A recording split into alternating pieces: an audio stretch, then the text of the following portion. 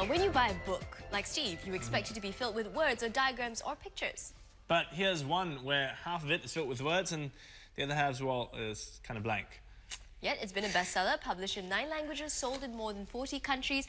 Titled The Idea Book, its Swedish author Fredrik Haren says you can use the book to unleash all manner of creative ideas. And why should getting good ideas be important? Well, no better person than to ask Fredrik himself. Good morning, thanks for joining us. Good morning. So I have to ask you first, you've got to convince me, because a book that's only half filled with words and half blank, I'm thinking, well, I have my own scrap paper to put ideas down. Right.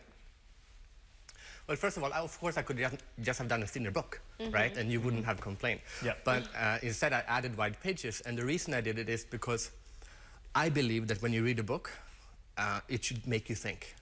So most books are actually monologues. You just listen to what the author is saying. I wanted to write a book that was more like a dialogue. So you read a little bit what I'm saying, and then you get some ideas into your head, and I've saved a few pages for you where you can write them down. So it becomes an interactive book. So I've looked at it, it's every alternate page, basically. You put an idea forth and then you leave some blank pages. So is that how your concept works? Do you expect everyone to respond to each idea? Or? Actually, people use it differently. Some people who think they're very creative or who are very creative, they use it more like a storage place for their best ideas. Because of course you can write them down on a scrap of paper, but it's nicer to have a place where you store your best ideas. Some people who are not so creative, they use the exercises in the book and they use the white pages to write down what ideas they get into their head when they're making the exercises. So people use it differently. But I must also say that if you write a book on creativity, don't you think it should be different? Because all creativity books have the same message. Do things different and you will be successful. But most creativity books are not different. They just look like all other books. So I said, if I'm going to write a book about creativity, it should also be different. I agree. And the advantage for me is that usually the book buying budget at companies is very small. But since my book is also a notebook, it goes on the... Oh, right. So they can say it's also a notebook. It goes on the stationery account. Okay, all now right. that is a good idea. That is a very, very good idea. Because I don't buy creativity books because it seems ironic to buy a book about being creative. I mean, how creative is that? Yeah, exactly. So what exactly, okay, on the printed pages, what is on the book? I mean, what kind of exercises do you talk about? What kind of quotes or ideas do you give people? I believe that we learn from stories. We have done that for thousands of years. So I basically wrote the creativity book I wanted to read, which means I took away I just saved stories, examples, quotes that we can be inspired by. And then I left the white pages for you to write the idea that gets into your head when you're reading these stories. And at the end of every chapter, there's an exercise to make you stop and think. So why do you think that, you know, in spite of books like yours, in spite of it's a whole library of books on creativity, people still find it so hard to develop creativity, as if it's a skill set, as if it's a, you know, I mean, is it something that can be nurtured, or do you think you're born with it? I think you're born with more or less, but I'm absolutely sure that you can increase whatever you were born with, just like with music or hitting a golf ball. Tiger Woods was born to hit a golf ball.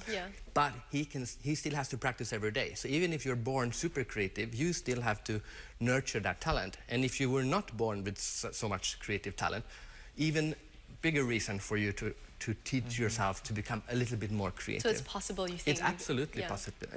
The problem why so many people are not is because they have never been taught.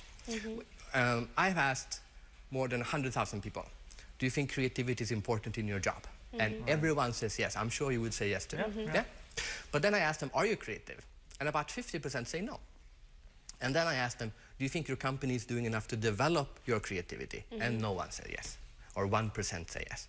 Oh, that's depressing. Yes. So the reason, of course, why are people not more creative? Because the companies are not doing enough. They're doing nothing. To be fair, if I was running a company, I don't want everyone to be creative, because some people are just there to do the work. I don't want you to get creative ideas about how to do the work. Then you change the procedure, the process, which some other creative person has spent many hours coming up with. So there are pros and cons. You don't want everyone to be creative in that respect. You're very alone in that statement, just so you know. I don't think so. No, even I also asked managers, a lot of managers, and they all say, I want my people to be creative. That doesn't mean I want them to be crazy or change everything. I want them initiative. I want them to be a little bit more creative than they are now. I don't want everyone to be Leonardo da Vinci or everyone to be Richard Branson, but I want everyone in my company to be a little bit more creative. Okay. Everyone says that. So I think we're saying more, you should have the initiative, be creative about what you're doing, to know how to make it better, but not to say, sit down and reanalyze and say, maybe they shouldn't have done it that way. Maybe we should try doing it my way. That's a different kind of creativity. Yes, I agree. And but when you say creativity, a lot of people get, oh no, I don't want crazy. But creativity is not crazy. Yeah. Crazy is crazy. Creativity is finding new ways of doing things in a better way, and that can never be wrong. So why do you think that's not happening though? Why do you think companies are sort of not encouraging creativity? I think it's because the managers themselves haven't been taught how to develop their own creativity. So if you don't know how to do something, you can't teach someone else to do it either. So that's why I focus a lot on getting high-level managers to think about how can we develop our creativity, how can I develop my own creativity, and then they will go to the rest of their... Well, give us an example of one such exercise that a manager might use to help his employees sort of... Okay, instead of doing an exercise, let me give you one example. One of my favorite HR director, Swedish HR director of the Swedish Post. She had a 2-day seminar. This is the first time she meets her new employees. She has a 2-day seminar, and she stands up on stage, and she says, this was supposed to be a 2-day seminar, but yesterday I had an idea. So today is just a 1-day seminar, and there are no speakers, there's just breaks. Quite similar to my idea with white pages. And everyone said, this is crazy. But she said, no, I just realized that what's the most important part of a conference? It's the breaks. So instead of having a 2-day conference with a few breaks, let's have a 1-day conference with only breaks. And everyone said, this is so stupid. But at the end of the conference, everyone agreed this was the best conference they ever had. And I'm not saying you should try that idea. What I'm saying is, by doing that, she showed everyone in her new company that if I have a crazy idea, I'm going to try it out, just like I just did. So she's leading by example.